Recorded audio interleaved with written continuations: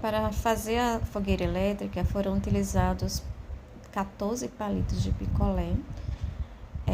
Colei com cola quente conforme a imagem. Comecei iniciando com os palitos deitados, depois em pé e fui alternando.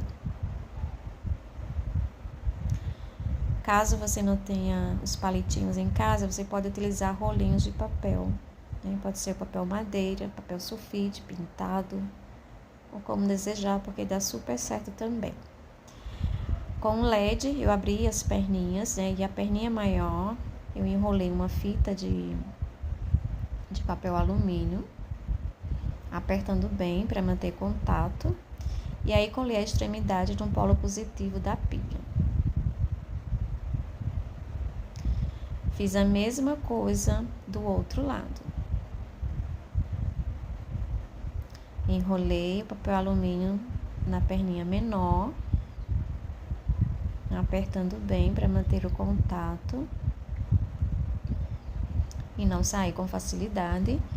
E depois colei na outra a extremidade no polo negativo, fechando o ciclo, fechando o circuito. Para simular o fogo, eu utilizei 2 papéis, 2 quadrados de papel celofane.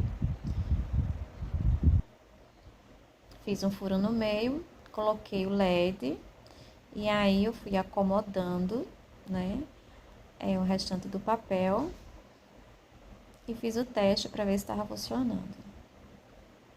Colei o lado positivo na perninha maior e o lado negativo com a perninha menor, fechando aí o circuito elétrico simples.